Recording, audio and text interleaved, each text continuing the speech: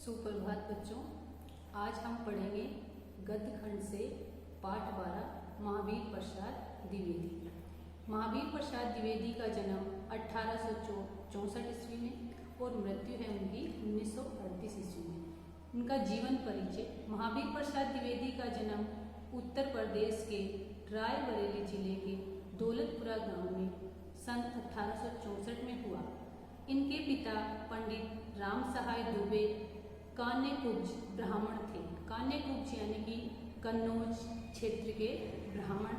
पारिवारिक आर्थिक स्थिति अच्छी न होने के कारण स्कूली शिक्षा पूर्ण कर इन्होंने रेलवे में नौकरी कर ली, लेकिन स्वाभिमानी स्वभाव के धनी द्विवेदी जी ने कुछ समय पश्चात रेलवे से इस्तीफा दे दिया। आप सन 1903 से 1920 तक सरस्वती पत्रिका के संपादन से जुड़े रहे। सन 1938 ईस्वी में महावीर प्रसाद द्विवेदी का निधन हो गया।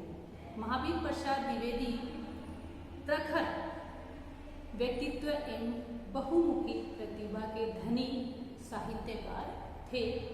द्विवेदी जी कवि, समालोचक, निबंधकार, संपादक।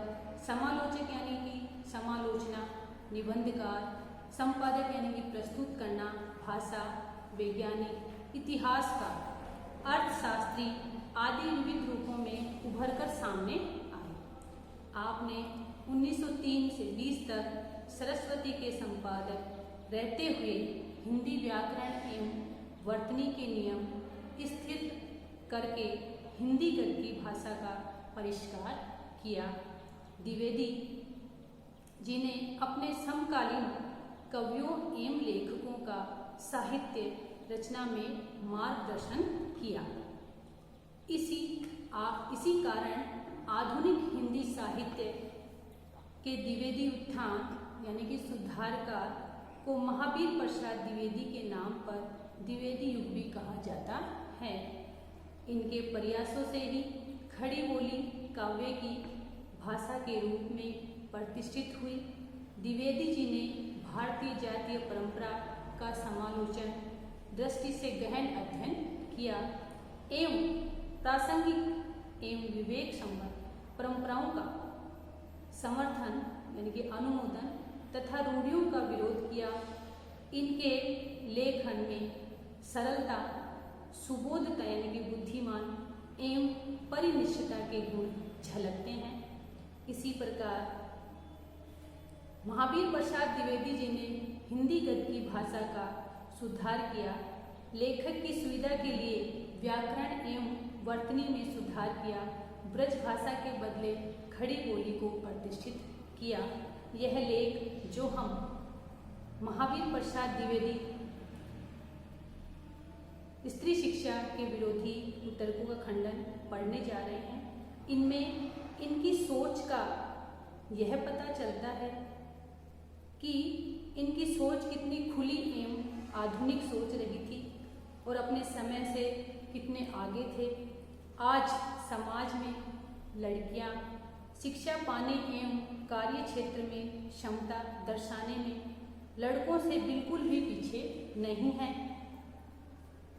स्त्रियों को पुरुषों के समान अधिकार दिए जाते हैं या दिए जा रहे हैं। आज जो स्थिति है स्त्रियों की समाज में, यहाँ तक पहुँचने के लिए अनेक स्त्री पुरुषों ने लंबा संघर्ष किया है। द्विवेदी जी का यह लेख उन सभी पुरातन पंथी जो पुरानी बातों को मानते हैं उनसे टक्कर लेता है, जो स्त्री शिक्षा को समाज के टूटने का कारण मानते हैं, विभाजन का भी कारण मानते हैं। आज इस निबंध का अनेक पहलुओं ऐतिहासिक महत्व है। यह निबंध पहली बार 1914 में लिखा गया या छपा था। इसका शीर्षक था पढ़े लिखों का पांडित्य यानी कि उनकी विद्वता। इसी प्रकार महावीर प्रसाद द्विवेदी की अनेक रचनाएं हैं, जैसे कि मौलिक रचनाएं, काव्य, मंजूषा, सुमन, अबला, विलाप, कान्यकुब्ज, कविता कला, अद्भुत आलाप, संपत्ति शास्त्र, महिला मोद, रस रंजन, साहित्य शिखर, गद्य आदि। अनुदित रचनाएं विनय विनोद, स्नेहमाला, ऋतु तरंगिणी, भामिनी विलास, रघुवंश, वेणी संहार, वेकन विचार, रत्नावली, स्वाधीनता आदि। अब हम पढ़ेंगे पाठ परिचय। प्रस्तुत निबंध द्विवेदी जी के महिला मोद शीर्षक निबंध संग्रह से लिया गया है। यह निबंध प्रथम बार सितंबर 1914 सरस्वती पत्रिका में पढ़े लिखों का पांडित्य शीर्षक से प्रकाशित हुआ, जो मैंने पहले भी आपको बताया है। 21वीं शताब्दी में स्त्री शिक्षा, विज्ञान, सरकारी सेवा, निजी क्षेत्र, व्यापार एवं वाणिज्य सहित सभी क्षेत्रों में पुरुषों के कंधे से कंधा मिला कर समाज निर्माण एवं विकास में अपना योगदान दे रही है। लेकिन इस स्थिति में पहुंचने के लिए स्त्री शिक्षा के पक्षधर सुधारकों को पुरुष प्रधान एवं रूढ़िवादी समाज से कड़ा संघर्ष करना पड़ा। प्रस्तुत निबंध स्त्री शिक्षा को समाज एवं परिवार के विघटन यानी कि अलग करना एवं पतन के लिए जिम्मेदार ठहराने वाली दक्यानुसी यानी पुराने ख्यालों वाली जो सोच है वो अकाट्य तर्कों द्वारा सिरे से खारिज यानी निकाला करता है। साथ ही इसमें इन दक्यानुसी एवं अप्रासंगिक परंपराओं के अंधानुकरण यानी बिना सोचे समझे किसी काम को करना के बजाय विवेक सम्मत एवं तर्कपूर्ण परंपराओं का ही ग्रहण करने की बात कही गई है। इसकी भाषा शैली हिंदी के द्विवेदी युगी गद्य की एक वानगी प्रस्तुत करती है। वानगी यानी कि नमूना प्रस्तुत करती है। अब पाठ का शीर्षक है स्त्री शिक्षा के विरोधी, यानी कि स्त्री शिक्षा के जो विरोधी हैं लेखक ने उनका किस प्रकार से उनके कुतर्क जो बुरे विचार हैं उनका कैसे खंडन किया है। तो महावीर प्रसाद द्विवेदी जी ने जो स्त्री शिक्षा के विरोधी लोग हैं उनको कैसे अपने अच्छे तर्कों से उनको दूर किया है, उनका कुतर्कों का खंडन किया है। बड़े शौक की बात है आजकल भी ऐसे लोग विद्यमान हैं जो स्त्रियों को पढ़ाना उनके और गृह सुख के नाश का कारण समझते हैं।